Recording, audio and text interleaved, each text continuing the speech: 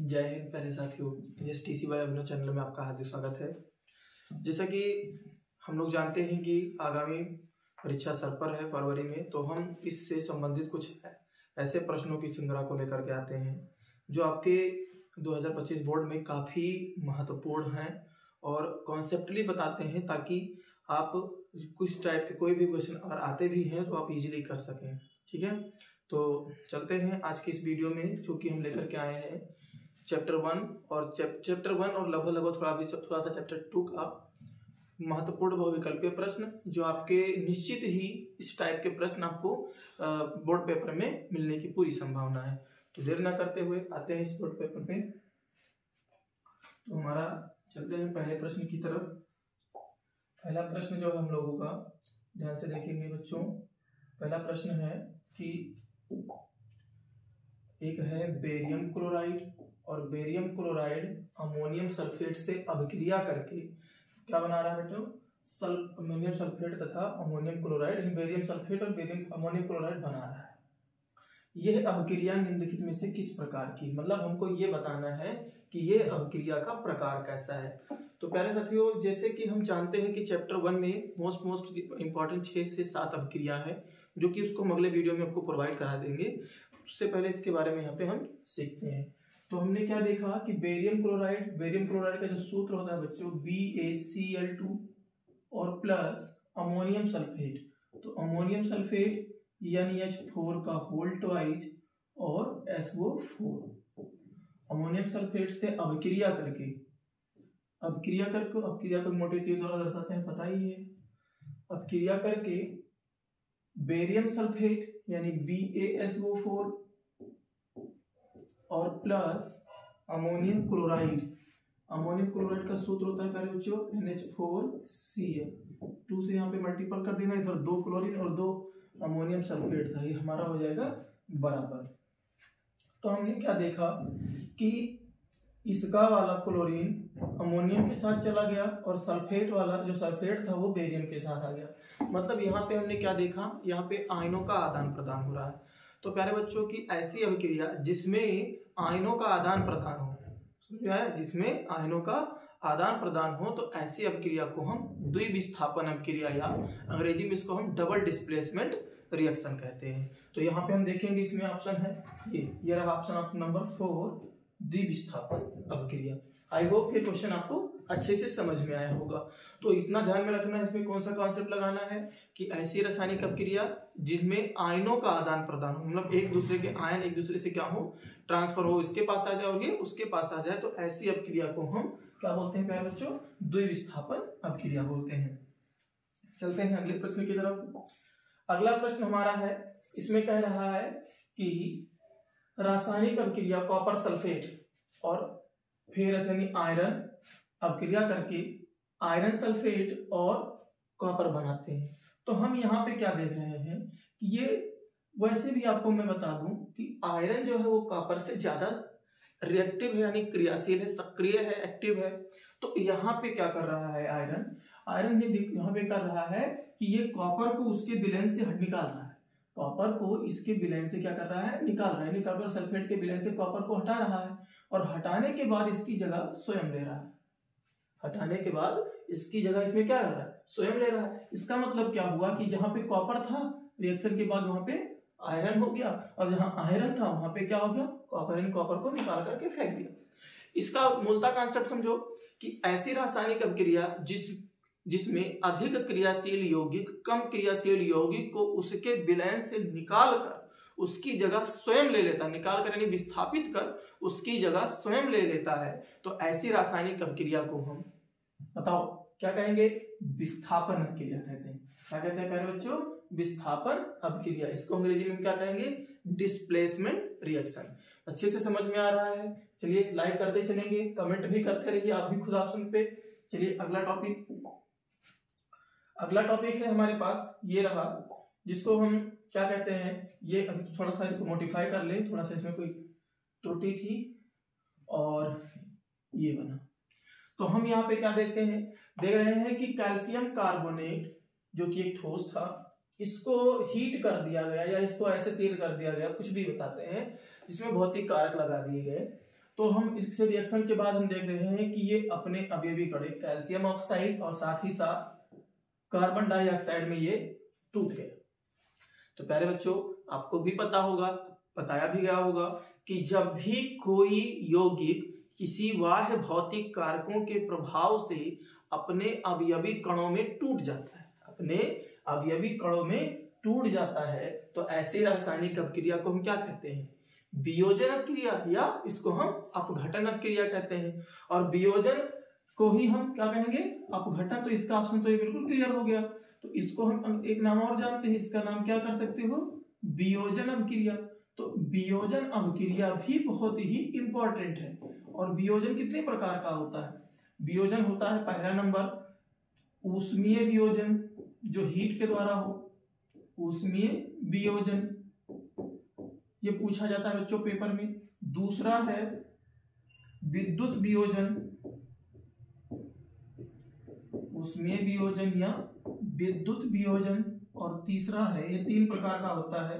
और तीसरा है प्रकाश वियोजन, तीसरा है प्रकाश वियोजन। तो ये 3 प्रकार का वियोजन होता है मेरे बच्चों। ध्यान रहे, वियोजन कभी कभी देता है पेपर में और कभी कभी क्या दे देता है? अपघटन दे देता है, जिसका सीधा सीधा मतलब होता है चाहे आप वियोजन करो चाहे अपघटन, बात एक ही है, अर्थ एक ही है, बस केवल शब्द ही बदल गए हैं।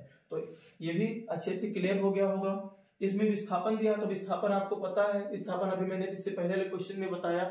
संयोजन में क्या होता है प्यारे बच्चों? संयोजन में आपको बताया जाता है कि ऐसी रासायनिक अपक्रिया जिसमें 2 या 2 से अधिक यौगिक मिल करके केवल एकल, यानी केवल ओनली वन, एकल उत्पाद का निर्माण करते हैं। तो यहाँ पे तो 2 उत्पाद हो रहे थे, सीधे सीधे बात है ये नहीं होगा।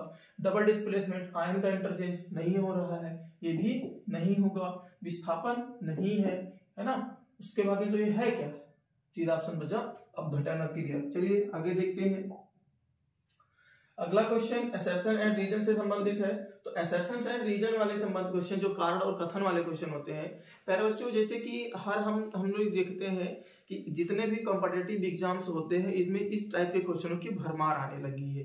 कंपटीशन लेवल को थोड़ा टफ बनाने के लिए इस टाइप के क्वेश्चन को बोर्ड वाले ने ज्यादातर प्रयोग में लाए हैं। तो आई होप हो सकता है कि यूपी बोर्ड के पेपर में भी इस टाइप के क्वेश्चन आपको देखने को मिल जाए, इसलिए इस टाइप के कुछ थोड़ा सा क्वेश्चन का मैं एक छोटा सा पार्ट लेकर के आया हूँ, ताकि आपको इसमें देखो और क्या कैसे किया जाता है इसको ध्यान से समझो। तो इसमें क्वेश्चन में दिया गया है कि अभिकथन दे रखा है। अभिकथन में है कि अभिकथन कह रहा है एक अपचयन अभिक्रिया में इलेक्ट्रॉन की वृद्धि होती है। चलो ठीक है, अच्छी बात है, सही है, क्योंकि अपचयन अभिक्रिया में इलेक्ट्रॉन की वृद्धि होती भी है, इसमें कोई डाउट है ही नहीं। फिर क्या कह रहा है? इसका कारण कह रहा है कि वह अभिक्रिया जिसमें कोई परमाणु, यानी कोई भी परमाणु, अणु या आयन इलेक्ट्रॉनों को ग्रहण करता है ना। जिसमें कोई भी परमाणु, अणु या आयन क्या होता है बच्चों? इलेक्ट्रॉनों को ग्रहण करता है, तो वो क्या कहलाता है? वो कहलाता है अपचयन अभिक्रिया कहलाता है। तो बेटा देखो, यहाँ पे इलेक्ट्रॉन की वृद्धि होगी, जब कोई ग्रहण करेगा तभी तो वृद्धि होगी। और यहाँ पे भी क्या कह रहा है? ग्रहण करता है। मतलब इसका तो अभिकथन भी हमको क्या लग रहा है? क्लियर लग रहा है। और कारण भी हमका क्या है? बिल्कुल भी एकदम सही लग रहा है। तो अब हम चेक करेंगे इसका ऑप्शन क्या होता है, इसका कौन सा ऑप्शन सही है। जैसे इसमें दे रखा है कि ए और आर है ना, ए और आर दोनों सही है, तथा आर यानी जो रीजन यानी कारण है द्वारा ए की सही व्याख्या हो रही है। तो बिल्कुल सही हो सकती है, ये तो सही है। दूसरे ऑप्शन में क्या है? ए और आर दोनों सही है तथा आर द्वारा ए की सही व्याख्या नहीं हो रही, बिल्कुल नहीं, गलत है, क्योंकि व्याख्या हो रही है। तीसरे ऑप्शन में है ए सही है परंतु आर गलत है, ये भी ऑप्शन गलत है। ए गलत है परंतु आर सही है, ये भी ऑप्शन गलत है। तो हमारा सही क्या है? हमारा पहला ऑप्शन, यानी ए और आर दोनों सही है और आर ए की सही व्याख्या कर रहा है। तो इस टाइप के क्वेश्चन बहुत ही ज्यादा संभावना है कि आ सकते हैं। तो आई होप आप इसको समझ रहे होंगे और इसकी तैयारी अच्छे से कर रहे होंगे। पहले बच्चों, अगले वीडियो में हम इस चैप्टर के जो जितने इंपॉर्टेंट नाम वाली क्रियाएं हैं जो आपके पेपर्स में आते हैं, उस क्रिया को एक पूरा वीडियो में हम लेकर के आपको प्रोवाइड करा देंगे। आप एसटीसी बाय अपने चैनल से जुड़ जाइए और जुड़ करके अपने मार्गदर्शन को क्लियर कीजिए। चलिए अगला देखते हैं। अगला क्वेश्चन हम देखेंगे। तो अगला क्वेश्चन में हमारा क्या है कि सूर्य के प्रकाश, यहाँ पे ऑप्शन दे रखा है सूर्य के प्रकाश एवं पर्णहरिम की उपस्थिति में। तो पर्णहरिम की उपस्थिति जिसको हम क्लोरोफिल कहते हैं, कार्बन डाइऑक्साइड और H2O के संयोजन से निम्नलिखित में से कौन सा यौगिक बनता है। तो ये तो हमारे दो तरीके से, तो हमारे बायो में भी क्वेश्चन आता है प्रकाश संश्लेषण वाला। तो प्रकाश संश्लेषण में क्या होता है, कार्बन डाइऑक्साइड पौधे ग्रहण करते हैं, जमीन से लेते हैं जल, और प्लस इनको मिलता है क्लोरोफिल जो इनकी पत्तियों में होता है, और मिलता है सूर्य का प्रकाश। तो इन दोनों को ये पा करके क्या बनाते हैं बच्चों, क्योंकि पौधे का जो मुख्य भोजन है वो ग्लूकोज है, जो कि ग्लाइकोजन के रूप में उनके अंदर संचित रहता है। तो C6H12O6 प्लस O2 यही ऑक्सीजन निकलता है। तो हमको क्या रहता है कि पौधे हमको ऑक्सीजन देते हैं, ठीक है। तो यहाँ पे क्या मिल गया, तो कार्बन डाइऑक्साइड और जल जब अभिक्रिया करे तो कार्बन डाइऑक्साइड और जल अभिक्रिया करके क्या बनाते हैं प्यारे बच्चों, ग्लूकोज बनाते हैं। क्या बनाते हैं, ग्लूकोज। और किसकी उपस्थिति में, सूर्य के प्रकाश और क्लोरोफिल यानी कि पर्णहरित की उपस्थिति में ही बनाते हैं। तो इसका मतलब क्या हुआ, कौन सा यौगिक हमारा प्रोडक्ट बना, तो हमारा यौगिक क्या बना, ग्लूकोज बना। इसमें ऑप्शन में देखो, ये हमारा पहला ऑप्शन ही है ग्लूकोज। यहाँ पे CHCl3, भाई Cl की संभावना ही नहीं, क्योंकि हमारे पूरे रिएक्शन में Cl आया ही नहीं है। इसमें CCl बिल्कुल नहीं आ सकता है, इसमें भी Cl, सिंपल सा दिमाग लगाओ, इसमें Cl कहीं है ही नहीं, तो बनेगा भी तो नहीं। यहाँ पे सूत्र नहीं दिया, बट ग्लूकोज का सूत्र दिमाग में रख लो, C6H12O6, और साथ ही साथ चीनी जिसको हम सुक्रोज कहेंगे C12H22O11, ये भी होता है, ठीक। तो ये सुक्रोज का होता है जिसको हम चीनी कहते हैं। तो आगे बच्चों बढ़ते हैं, अगला क्वेश्चन दे रखा है कि निम्न अभिक्रिया में अपचायक की पहचान कर लिखिए। अपचायक, आक्सीकारक और अपचायक, ठीक है। तो आक्सीकारक और अपचायक है, लेकिन यहाँ पे हमको पूछा क्या गया है, हमसे पूछा गया है कि अपचायक की पहचान करके लिखना है। यहाँ पे दे रखा है Fe2O3 और 3CO, कार्बन मोनोऑक्साइड का रिएक्शन हो रहा है, और यहाँ पे हो रहा है Fe, और इधर क्या बन गया बेटा, CO2। तो हम इस रिएक्शन में देखेंगे अपचायक का मतलब क्या होगा, जिस पर इलेक्ट्रॉन की वृद्धि हो जाए। तो यहाँ पे हम क्या देख रहे हैं कि यहाँ पे है CO अकेला है, इसमें मैं देख रहा हूँ CO2 हो जा रहा है, मतलब इस पे वृद्धि हो जा रही है, और यहाँ से क्या है, कमी हो जा रही है। तो अपचायक जिस पे वृद्धि होगी, तो वृद्धि किस पे हुआ है, कार्बन मोनोऑक्साइड पे। तो हमारा ऑप्शन नंबर कौन सा सही हो जाएगा, ऑप्शन नंबर 2 सही हो जाएगा। चलिए बच्चों ध्यान देते हैं, अगला क्वेश्चन है, बहुत ही अच्छा क्वेश्चन दे रखा है, रासायनिक समीकरण दे रखा है, और ये पूछा गया है, देखो क्या कह रहा है कि BaCl2H2SO4, तीर लगाया है BaSO4 और 2HCl। जैसे कि हम लोगों ने देखा कि पहला रिएक्शन जो हमारा था, बेरियम क्लोराइड सल्फ्यूरिक एसिड से अपक्रिया करके बेरियम सल्फेट बना रहा है और HCl बना रहा है, मतलब इसका क्लोरीन इसके पास गया, इसका सल्फेट इसके पास आया। सिंपल सी बात है, आयनों का क्या हुआ बच्चों, आदान प्रदान हुआ। तो जब आयनों का आदान प्रदान होगा, आप ही कमेंट में बता दो कौन सा रिएक्शन होगा, क्वेश्चन लिख करके ऑप्शन इसका बताओ कौन सा रिएक्शन होगा। चलो अब इसको तो हम लोग पढ़े कि द्विविस्थापन अपक्रिया होगा सर, कौन सा क्रिया होगा, द्विविस्थापन होगा, कि हम तो इसका जानते हैं, बट इसको एक अन्य नाम से जाना जाता है, लेकिन इसमें तो द्विविस्थापन है ही नहीं कहीं। अब हम क्या करें, तो बच्चों द्विविस्थापन अपक्रिया जब भी होगी तो इसके साथ और साथ अवक्षेप का निर्माण होगा।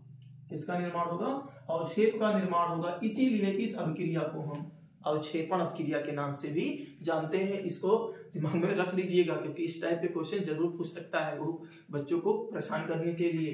तो भैया इसमें कहीं है अवक्षेपण अपक्रिया, तो अवक्षेपण अपक्रिया ये, ठीक है। तो अवक्षेपण अपक्रिया क्या होता है, कि ऐसी रासायनिक अपक्रिया जिसमें आयनों का आदान प्रदान हो, तो उसको हम द्विविस्थापन अपक्रिया कहते हैं, और द्विविस्थापन अपक्रिया को ही हम अवक्षेपण अपक्रिया कहते हैं। क्यों, क्योंकि इस प्रकार की अपक्रिया में एक लवण यानी एक प्रेसिपिटेट अवक्षेप का ही निर्माण होता है, ठीक है। चलो बच्चों आगे बढ़ते हैं हमारा अगला क्वेश्चन लेकर के।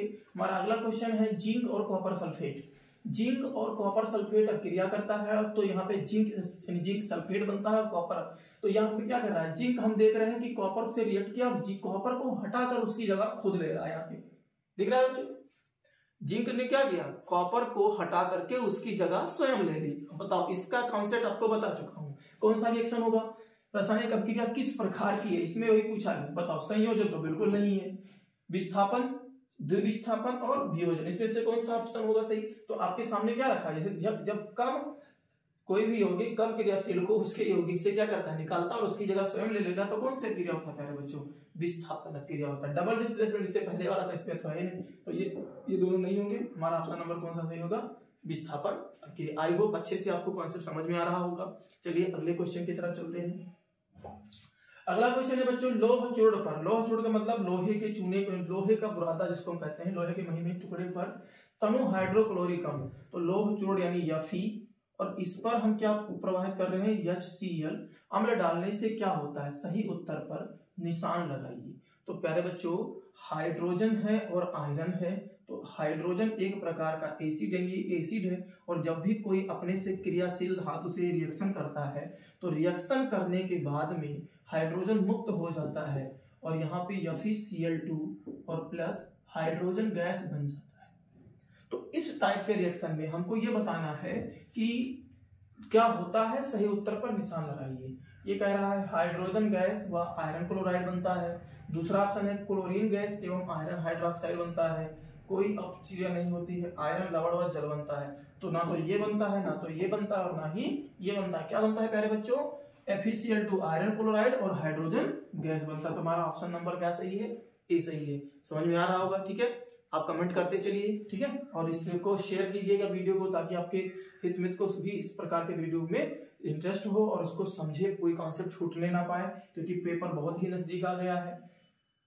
अगला प्रश्न हम लोगों के सामने है, और अगला प्रश्न भी बहुत ही अच्छा प्रश्न है। इसमें कह रहा है, इस प्रश्न को देखने के बाद आपको लग रहा होगा कि हाँ ये तो हम देखते हैं, श्याम श्वेत ब्लैक व्हाइट, श्याम श्वेत को हम अंग्रेजी में कहेंगे ब्लैक व्हाइट, ठीक है। तो ब्लैक व्हाइट फोटोग्राफी में प्रयुक्त होती है।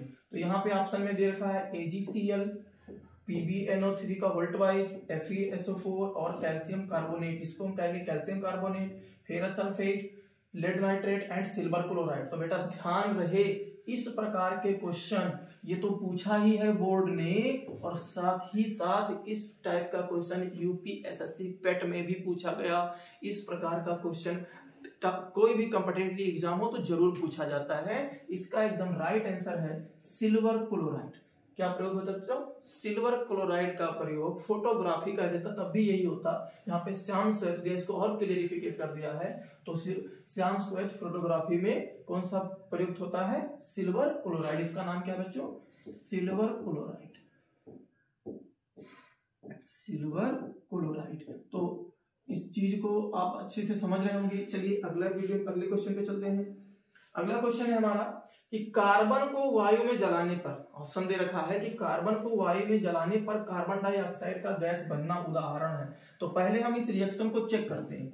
यहाँ पे मैंने लिखा कार्बन और वायु यानी O2 जलाते हैं, तो जलाने पर जो हमारा अपक्रिया होता है वो बनता क्या बच्चों, CO2 बनता है। क्या बनता है, CO2 बनता है, यानी कार्बन डाइऑक्साइड बनता है। तो आप देखो, एक यौगिक, ये दूसरा यौगिक, और दोनों मिलकर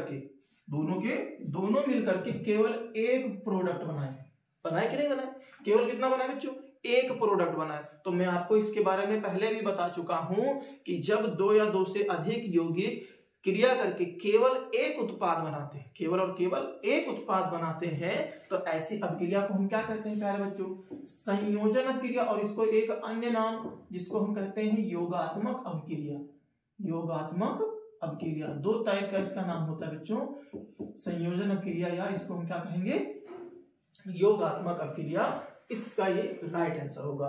विस्थापन बिल्कुल भी नहीं, द्विविस्थापन बिल्कुल भी नहीं, वियोजन भी नहीं। वियोजन को हम क्या कहते हैं, अपघटन भी कहते हैं, ठीक है। तो इसका राइट आंसर क्या हो जाएगा प्यारे बच्चों, योगात्मक अपक्रिया। चलिए अगला क्वेश्चन लेते हैं।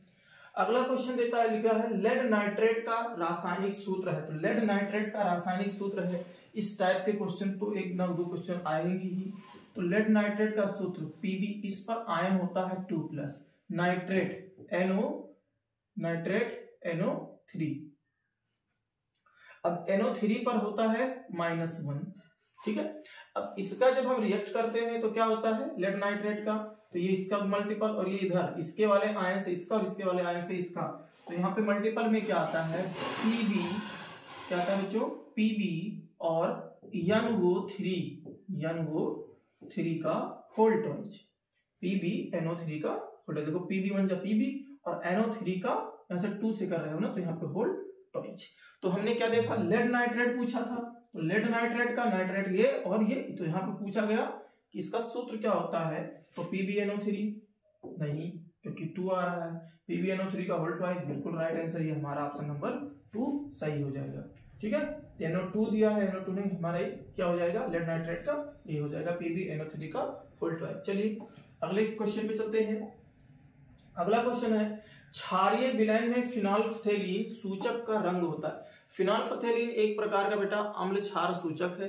अम्ल क्षार सूचक मतलब किसी भी विलयन में अम्ल है, वो विलयन अम्ल है या क्षार है उसकी सूचना बताता है, उसको हम सूचक भी कहते हैं। तो यहाँ पे फिनोल्फथेलीन दिया है और फिनोल्फथेलीन सूचक का रंग है क्षारीय विलयन में। तो आपको याद रखना कि क्षारीय विलयन में फिनोल्फथेलीन सूचक का रंग होता है गुलाबी, ना तो पीला होता है बेटा, ना तो नीला होता है और ना ही रंगीन होता है। रंग कैसा होता है प्यारे बच्चों? गुलाबी होता है। चलिए अगले क्वेश्चन की तरफ चलते हैं। अगला क्वेश्चन है, निम्नलिखित में से दुर्बल अम्ल है। दुर्बल अम्ल, प्रबल अम्ल। अम्ल दो प्रकार के होते हैं बच्चों, जब आपको पढ़ाया गया होगा तो बताया होगा। अम्ल कितने प्रकार के होंगे? दो। एक तो होगा प्रबल अम्ल और एक होता है दुर्बल अम्ल। तो प्रबल जो अम्ल है और दुर्बल अम्ल है, इसको हम क्लासिफिकेट कैसे करें? तो प्यारे साथियों, जो कि प्रबल यौगिक से बनते हैं, जैसे कि प्रबल उसके साथ जुड़ता है हाइड्रोक्लोरिक अम्ल हो गया, सल्फेट हो गया, जो स्ट्रॉन्ग आयन है उसके साथ अगर बनता है जो एसिड, वो क्या होता है? प्रबल होता है। और इसको सीधे सीधे अगर डेफिनेशन के तौर पर देखा जाए तो वह अम्ल जो जलीय विलयन में पूर्ण रूप से वियोजित होता है, मतलब पूर्ण रूप से टूट जाते हैं, टूट करके H+ आयन देते हैं, तो उसको हम प्रबल। और जो आंशिक रूप से वियोजित होते हैं उसको हम दुर्बल। तो इसमें HCl है, ये भी बहुत प्रबल अम्ल है, बिल्कुल नहीं दिक्कत है। यहाँ पे HCl है, हाइड्रोजन साइनाइड है, HNO3 है, नाइट्रिक एसिड है, H2SO4। तो आपको मैं बता दूं, HCl, HNO3 और H2SO4 ये तीनों के तीनों मोस्ट रिएक्टिव एसिड है, अर्थात ये प्रबल अम्ल है, स्ट्रॉन्ग एसिड है। हमारा एक ही ऑप्शन इसमें आता है हाइड्रोजन साइनाइड, ये दुर्बल अम्ल है। और एक ये भी है CH3COOH, ये भी एक प्रकार का दुर्बल अम्ल है, एसिटिक एसिड इसको बोलते हैं। तो ये दोनों अम्ल किस प्रकार के अम्ल है प्यारे बच्चों? ये दोनों किस प्रकार के अम्ल है? दुर्बल अम्ल है। तो यहाँ पे पूछा गया था दुर्बल अम्ल, तो दुर्बल अम्ल कौन सा? इसमें ऑप्शन नंबर कौन सा सही है? दुर्बल अम्ल में कौन सा सही है? इसमें HCN, हाइड्रोजन साइनाइड। चलिए अगले क्वेश्चन की तरफ चलते हैं। अगला क्वेश्चन है, निम्न में प्रबल क्षार है। अब प्रबल क्षार देखो, प्रबल क्षार मतलब प्रबल धातुओं के हाइड्रोक्सी जो लवण होते हैं, हाइड्रोक्सी विलयन जो होते हैं, प्रबल धातुओं के जो सक्रिय धातु होते हैं उनके हाइड्रोक्सी जो विलयन होते हैं वही प्रबल क्षार कहलाते हैं। तो यहाँ पे देखो, कैल्शियम स्ट्रॉन्ग मेटल है, पोटेशियम ये भी स्ट्रॉन्ग मेटल है, मैग्नीशियम ये भी स्ट्रॉन्ग मेटल है, NH4 ये अमोनियम है, ये स्ट्रॉन्ग मेटल ना है, तो ये मेटल है ही नहीं। तो इसका मतलब है तो ये क्षार तो है बट ये मेटल वाला है ना। तो जो मेटल वाले क्षार होंगे वो मोस्ट स्ट्रॉन्ग होंगे। तो यहाँ पे प्रबल क्षार पूछा गया। तो बेटा अब ये भी स्ट्रॉन्ग है, ये भी स्ट्रॉन्ग है, ये भी स्ट्रॉन्ग है, बट ये स्ट्रॉन्ग नहीं है, तो ये तो ऑप्शन हमारा निकल गया। बट इन तीनों में देखो, तो इन तीनों को हम सबसे पहले देखते हैं कि जिसकी क्रियाशीलता सबसे ज्यादा होगी वही सबसे प्रबल होगा। तो सबसे ज्यादा क्रियाशीलता किसकी होती है? तो सबसे ज्यादा क्रियाशीलता होता है बेटा पोटेशियम का, उसके बाद में आता है सोडियम का, उसके बाद में आता है मैग्नीशियम का, उसके बाद में आता है कैल्शियम का। तो चलो इसमें मिलाते हैं। देखो भाई पोटेशियम है, ये पोटेशियम दिख गया, सोडियम नहीं है, कैल्शियम है, ये भी है मैग्नीशियम, बट इसमें सबसे पहले कौन आया? मैग्नीशियम, पोटेशियम आया। तो हमारा ऑप्शन कौन सा सही हो जाएगा? ऑप्शन नंबर बी, यानी KOH। और KOH क्या है? इसमें प्रबल क्षार है। ठीक, अगर इसके साथ NaOH भी आता तो प्यारे बच्चों दोनों एक जैसे हैं, बट यहाँ पे तब भी KOH ही प्रबल होता, माना दोनों को जाता है प्रबल, लेकिन इसको ज्यादा प्रबल माना जाएगा। ठीक है, चलिए अगले क्वेश्चन में चलते हैं। अगला क्वेश्चन है H2S विलयन का pH मान। चलिए pH मान से मैं आपको बता देता हूँ। pH मान बच्चों pH, P फॉर पावर और H फॉर हाइड्रोजन। जो ये हाइड्रोजन है इसका पावर, या इसको हम, इसका P का मतलब होता है डायरेक्टली मतलब होता है पॉन्टेज, पॉन्टेज को हम इसको कन्वर्ट करते हैं इंग्लिश में तो पावर होता है। और पावर जो है हाइड्रोजन की सांद्रता बताती है, इसकी कंसंट्रेशन कितनी है। तो pH के 3 चीज मैं आपको बताता हूं, ध्यान देना। pH जो है 7 और इससे एबव और इससे लो। तो 7 से एबव जो होगा वो होगा हमारा बेस यानी कि क्षार होगा, और 7 से जो लो होगा वो होगा हमारा एसिड। वो क्या होगा बच्चों? अम्ल होगा। और जो केवल और केवल 7 होगा वो ना तो बेस होगा और ना ही एसिड होगा, ना तो क्षार होगा और ना ही अम्ल होगा। जो 7 होगा वो क्या होगा? हमारा लवण होगा, साल्ट होगा, जिसको हम न्यूट्रलाइजेशन रिएक्शन के फलस्वरूप बनाते हैं। तो बच्चों यहां से हमको क्या मिला? एसिड। तो इसमें पूछा गया H2S। अब चलो एसिड की पहचान, H प्लस आयन, बेस की पहचान OH माइनस आयन। तो यहाँ पे H2S ये भी अम्ल है, H प्लस इसमें भी मिल रहा है, H2SO4 ये भी H प्लस मिल रहा है, दोनों में क्या मिल रहा है बच्चों, H प्लस मिल रहा है। तो H प्लस मिल रहा है, इसका मतलब क्या हुआ है कि दोनों के दोनों अम्ल है। और अम्ल का पीएच मान क्या होना चाहिए, 7 से बेलो यानी कम होना चाहिए। क्षार होता तो उसका पीएच मान क्या होता, 7 से अधिक होता, बट यहाँ पे 7 से क्या हमको बताना है, कम। तो यहाँ पे शून्य नहीं, शून्य होगा। अभी और ऑप्शन देखते हैं, क्योंकि 7 से तो शून्य कम है ना, 7 से कम दिया है और 7 से अधिक दिया है, 7 से कम दिया है, 7 से अधिक दिया है। तो H2S का पीएच मान जो होता है प्यारे बच्चों बहुत ही तीव्र होता है। तो ये हमको यहाँ पे ऑप्शन में दे जाना है कि ये होगा 7 से कम। क्यों, क्योंकि यहाँ पे कोई हमको क्लियरिफिकेट तो है नहीं, एक साथ दो पूछ लिया है, दो पूछेगा वैसे तो हम शून्य बताते, लेकिन शून्य का जो कोई है जो प्रबल एसिड है उसके HNO3 वगैरह है तो उसको बताते, बट यहाँ पे दो है और दोनों में कोई H प्लस आयन देखना, H प्लस आयन देखना मतलब अम्ल देखना है। तो इसमें दो ऑप्शन है, लेकिन ज्यादातर हम इसी ऑप्शन के साथ चलेंगे, 7 से कम। ठीक है, चलिए अगले क्वेश्चन पे चलते हैं। क्षारीय विलयन का पीएच मान, अब उसी में देखो, इस वाले कॉन्सेप्ट में देखो, इस वाले कॉन्सेप्ट में जो मैंने बताया कि जो क्षार होता है इसका पीएच मान क्या होता है, 7 से अधिक होता है, और एसिड यानी अम्ल का पीएच मान 7 से कम होता है। तो यहाँ पे हमने क्या देखा कि क्षारीय विलयन पूछा, तो क्षारीय विलयन का पीएच मान क्या होगा, 7 से अधिक होगा। ऑप्शन नंबर कौन सा सही हो जाएगा बच्चों, ऑप्शन नंबर डी। आपको ये बहुत ही चुने हुए क्वेश्चन है, फिर भी और भी इसके अगले वीडियो में और भी क्वेश्चन प्रोवाइड कराए जाएंगे प्यारे बच्चों। चलिए देखते हैं। तो इस फिर बाद में क्वेश्चन अगला है कि कोई विलयन लाल लिटमस पेपर को नीला कर देता है। बहुत ही अच्छा क्वेश्चन है, ये अम्ल का प्रॉपर्टी भी है। कोई विलयन लाल लिटमस पेपर को नीला कर देता है, इसका पीएच मान संभवतः क्या होगा, मतलब अप्रोक्सीमेट इसकी पीएच वैल्यू क्या होगी, और क्या कर रहा है, लाल लिटमस पेपर को नीला कर देता है। इसके लिए दो ट्रिक आपको बताऊंगा, ध्यान देना। एक नाम लिख दो अनील और एक नाम लिख दो छलनी। ठीक, दो नाम लिखना आपको बेटा। यहां से हो जाएगा अम्ल, आ से हो जाएगा अम्ल, नी से हो जाएगा नीले और ला से हो जाएगा लाल।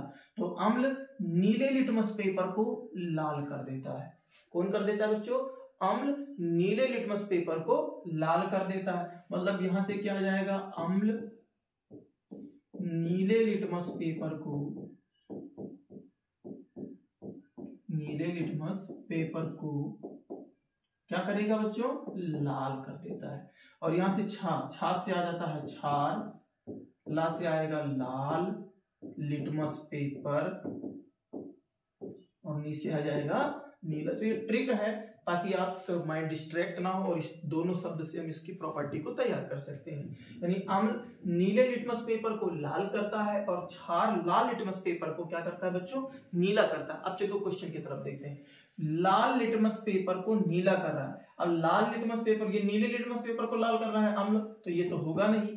क्षार लाल लिटमस पेपर को नीला कर रहा है, हमारा ये अब क्या हो जाएगा, क्षार हो जाएगा। अब क्षार की जो पीएच वैल्यू है, अभी मैंने बताया था, क्षार की जो पीएच वैल्यू 7 से क्या होनी चाहिए, अधिक होनी चाहिए, और अम्ल की पीएच वैल्यू 7 से कम होनी चाहिए। लेकिन दिए में क्या है, क्षार आ रहा है, तो क्षार का मतलब क्या होगा, 7 से अधिक होगा।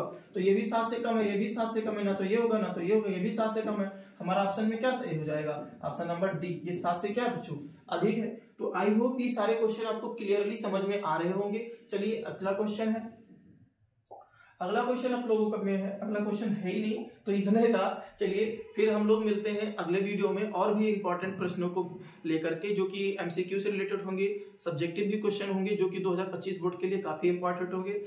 इसके बाद में तो तब तक के लिए हम आपसे करते हैं कि इस चैनल से जुड़ें और सब्सक्राइब करें, साथ ही साथ अपने मित्रों के पास इस चैनल को शेयर करें।